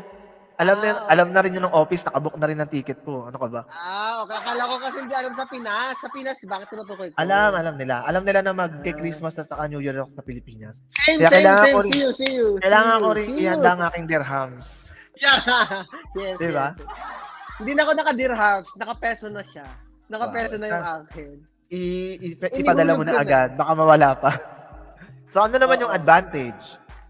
Yung advantage, syempre, bukod sa nakakapag-provide ka na, nabibili mo na, nag-iba-iba talaga yung buhay. Tawag ko, nag-iba-iba. Talaga naman nga, ang buhay. Unlike dati, pag sa Pinas, saktuhan lang. As in, sa Pinas, sumasabi ko sa Pinas, parang sarili ko lang yung nabubuhay ko na sa Pinas ako. Sakto lang yung, pag may hingi ng baon ng kapatid, ganyan. Pero ngayon, talagang nag-iba talaga. Kahit pa paano is kung tawag LL ba, nakaluwag-luwag. Nakaluwag-luwag. Saka isa rin sa mga advantages, add ko lang JM, is syempre, yun nga, nabibili natin yung mga gusto nating bilhin. Kasi pinagtrabahuhan naman natin yun dito. At saka nakakapunta tayo sa iba't ibang lugar dito sa UAE. Diba? Yung mga attractions, kagaya ng Global Village. Yun lang talaga yun. Diba? Yun naman kasi talaga yung pinakalis natin pwedeng gawin. I-ano natin sarili natin. Bigyan natin ng tawag doon. Unwind ba? Oo. Kasi hindi lang puro work. Me time, di ba? Hindi lang puro work. Kailangan din natin yun sa buhay natin. Kasi, alam mo, ang daming attraction dito sa UAE. Meron pa rin ako mga hindi pa napupuntahan. Ako din. Ikaw, alam mo ba? Sabihin ko sa'yo, tinagal ko dito, magsisigures na ako. Di ba ako nagpupunta ng desert safari? Nakapunta na ako dyan sa desert safari. Pero lahat ng winter. Pero lahat ng Emirates napuntahan ko na. Lahat ng Emirates. Nakapunta na rin naman ako sa lahat ng Emirates. Oo naman, nakapunta na ako Ajman, Al Quwain, Ras Al Khaimah, Abu Dhabi. Ay, hindi pa ako nakakapunta ng Fujairah. Uy, maganda po, Jera, Corpacan. Puntahan. Puntahan mo. Maganda. Set natin yan this coming winter. Yan, pag medyo malamig-lamig na. Kasi may pinaplano din kami na Maika na puntahan sa Sharjah yata yun o Fujairah. Para siyang ilog. Yung Oman. Yung Oman ilog. Hindi, para siyang ilog something na ang ganda-ganda green yung kulay ng tubig. Basta ang ganda. Send ko sa'yo sa WhatsApp yung lugar. Kasi nakita lang namin sa sa Reels. Okay. Tapos, heads-upan nyo lang ako. Hindi pa rin ako nakakapunta at the top Burj Khalifa. Hindi ko pa na-experience yun. Oo nga, alam mo yung kaya naman ng budget, pero parang nakakatamad o wala tayo o malayo dahil sa Sharjah tayo. Parang ganun kasi ako eh. Nakapunta ka na doon? Hindi pa. Di ba may bago ngayon? Bottom lang ng Burj Khalifa. Nakapunta na ako itself. Pero yung top hindi pa. Kasi makikita naman natin yan sa Dubai Mall. Malalapit, makapag-picture tayo. Pero talaga yung sa 126th floor, hindi siguro, Gino, alam mo kung bakit? Kasi nagtatrabaho tayo dito, anytime pwede natin puntahan. Siguro yung iba, napupuntahan nila kasi tourist sila siguro. Tayo kasi, matagal pa naman ako dito, pwede na ako pupunta dyan anytime. Nagaganon kasi tayo ng thinking eh. Yun yung thinking natin, pero nakakailang taon na, hindi pa rin talaga natin napupuntahan. Oo. Ano pa bang hindi ko pa napupuntahan? May bago sila ngayon eh, yung parang nagpapadaus-us. Yung slide off. Same din. Parang same place sila. Parang same place. Sa malapit sa Dubai Mall. Ano pa ba? Ano pa bang hindi ko pa napupunta? Corpacan, di pa rin ako nakakapunta. Ay, nakapunta na ako. May Corpacan pa, meron pang isa yung sa Dubai. Hatta, hindi pa rin nakapunta ng Hatta. Hindi pa rin ako nakapunta ng Hatta. Alam mo, nung time na nag-aaral ako ng driving, dinala ko doon ng ng trainer ko. Instructor mo? Oo. Doon ako nag-drive ng, ano ba yon, highway, parang something. Na talagang mabilis, 120 yung speed. Kasi wala nang talagang masyadong dumadaan na sasakyan. So yun yung mga mga advantage and disadvantage ng isang OFW. The perks ng pagiging isang OFW. Oo. So ngayon, dako na tayo sa ating last question. Handa ka na ba, JM? Ito na yung last question. Na ba yun? Sure na ba yan? Last na yan? Naka 1 hour tayo. Patay na, parang 10 minutes pa lang Ganun ba? Okay, ano yung last? So, last question natin is, what is your advice to those kababayan who wants to work abroad or become an OFW? Ayan. Yung advice ko siguro yun yung hindi kayo napipilitan muna. Number one, dapat hindi kayo napipilitan. Dapat bukal, hindi yung parang, gusto kong pumunta kasi kakaingin, gusto kong magano. Hindi. Dapat bukal talaga. Number one, bukal sa'yo, hindi ka napipilitan. Tsaka number two, dapat ready kayo sa lahat. Oo. Hindi kayo lahat ready. Na pwedeng mangyari. Kasi marami tayong mga kababayans na may mga privilege na naging successful, may mga pero naman hindi agad. Pinapalad. Hindi agad. Oo, hindi pinapalad. Siyempre, ano lang yan parang kung talagang naniniwala ka ba dun sa quote na kung talagang para sa'yo yung trabaho yan, ibibigay talaga sa'yo. Oo, kasi Diba? pag binalikan mo yung work na hindi napunta sa'yo, tapos napunta ka nga sa work mo na gusto mo, kaya pala hindi ako doon kasi maganda pala tong ngayon ko.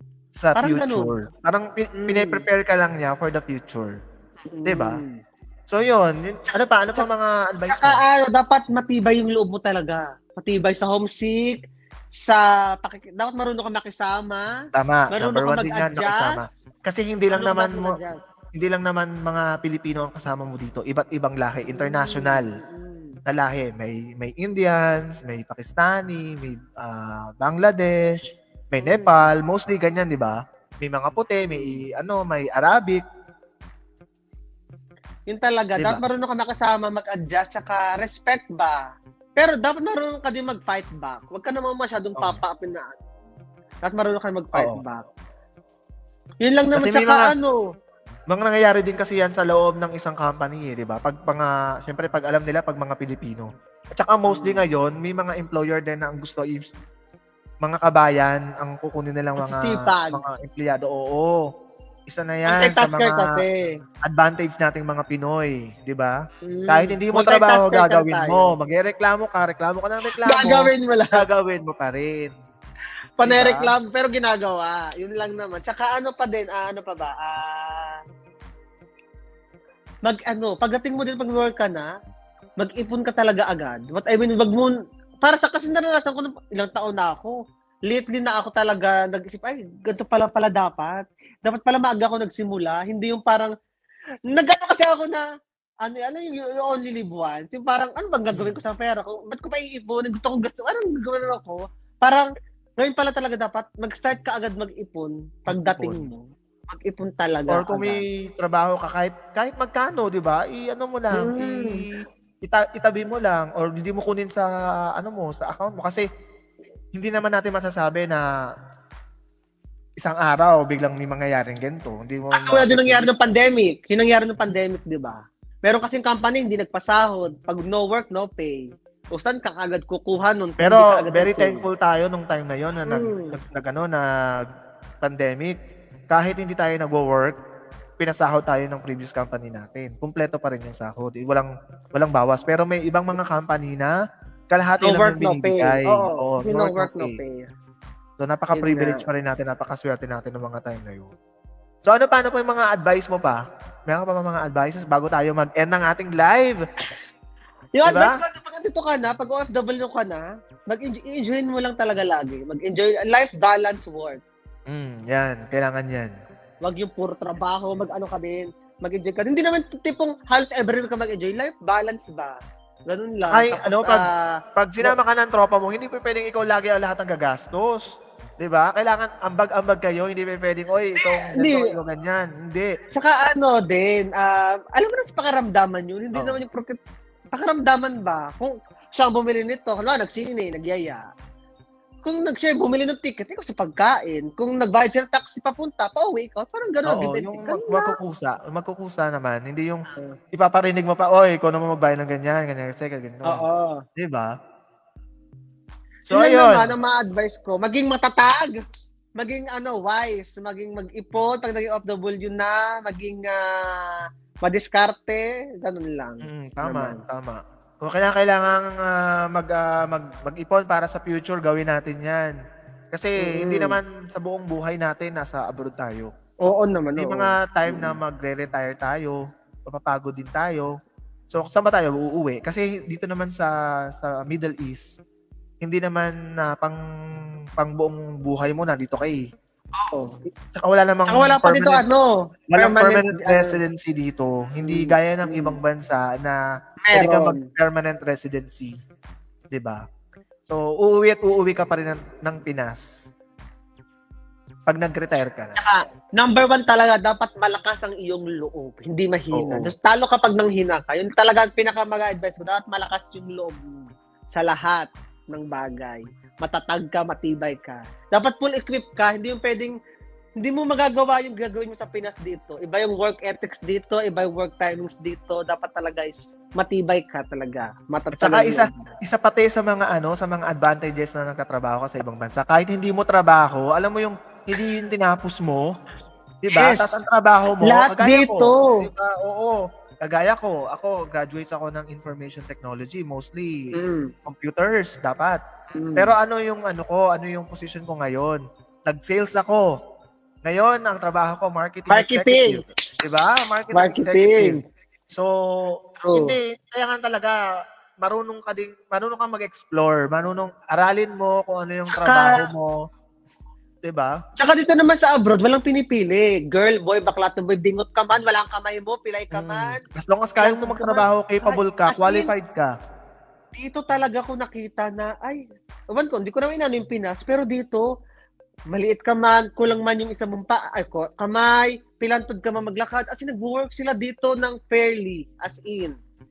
Walang discrimination. Walang discrimination dito. Matanggap ka talaga. Yun lang talaga yung maano ko. Sa mga gusto sumubok, try nyo lang. Pag may opportunity, why not? Take the risk. Risk taker dapat tayo. Yes, ganun lang. So, ayun, maraming salamat, JM. Di ba? Walang next time ulit. Next time, yes. Thank you sa time dito sa live stream natin. At maraming salamat po sa mga nag-comments, nagbigay ng like, ng heart. Nagpa-shout out. Ayan.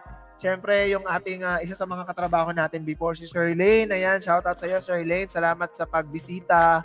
At sana, supportahan nyo kami sa lahat ng aming ginagawa dito sa UAE.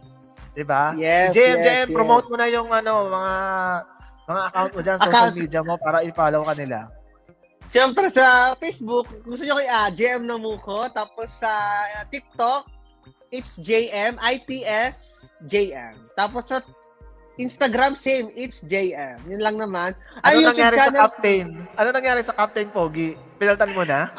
Hindi na. Yung Captain Pogi pa din yung YouTube ko, pero hindi na siya active gano'n. Kasi, gusto ko siyang i-force kasi nakakatampo siya mag-edit. Hindi kasi ako. Kahit ako din. Kaya nga gusto ko mag-livestream na lang para instant content. Oo. Pero, ituloy nyo. Maganda raw ngayon ang mag-reels daw. Yun ang naririnig ko sa Facebook ngayon. Marami na akong friend na nagre-reels. At nagkakaroon ng ads. Yeah, ads. Saka talagang kumikita na sila. Sana all may kita.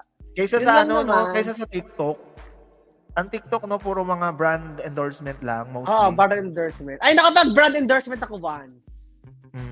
Diba? Isang beses lang. Pero sa lahat ng social media mo, ano yung pinaka-favorite mo at saka ano yung pinaka-marami kang followers? Same lang. TikTok, tsaka kasi TikTok at Facebook kasi ako. TikTok at Facebook. IG ko, sakto lang. Pero TikTok at Facebook. Kasi wala namang monetization kasi sa Alam mo, meron na bang monetization ngayon sa TikTok? Meron. Pag nagsisend sila ng pera, meron na akong may $5 na ako sa TikTok. Pag nagla-live ka? Pag nagla-live. Okay. Bago mo siya ma-withdraw, kailangan maging $100. Oo. Ganon din naman dito sa YT. Ganon din yata dito sa Facebook.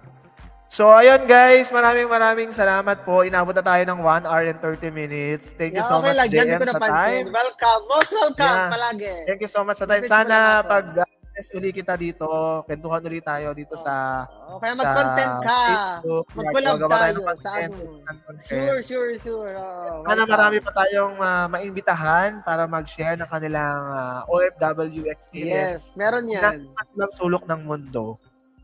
So, ayun. Yes. Maraming salamat, JM. At maraming salamat po sa lahat ng join o nakisaya dito sa amin, tumutok sa aming kwentuhan dito sa Facebook Live. And sana next week, see you again next week, sana makakuha ulit tayo ng panibagong guest na may interview natin dito sa OFW Diaries. Send mo sa akin ng link para mapanood ko. Okay? At para ma-share mo rin sa mga friends mo. Okay? So again guys, thank you so much for watching and let's go and grow our followers in YT. Just add me, Gino Mendoza. In IG at only Gino Mendoza. TikTok, only Gino Mendoza. Here in Dubai, United Arab Emirates. So maraming salamat. Thank you so much guys. See you again next week. Thank you so much JM. Catch up tayo soon. Okay, thank Sige, you. sige. Bye. Thank you po. Bye. So ayun guys, so maraming salamat po sa pag-tune in. Thank you rin kay JM and sana nag-enjoy kayo sa aming kwentuhan dito sa aking live stream. And see you again sana by next week makapag live stream ulit tayo at makapag interview ng another guest dito sa ating OFW Diaries. Again, thank you so much for watching and salute!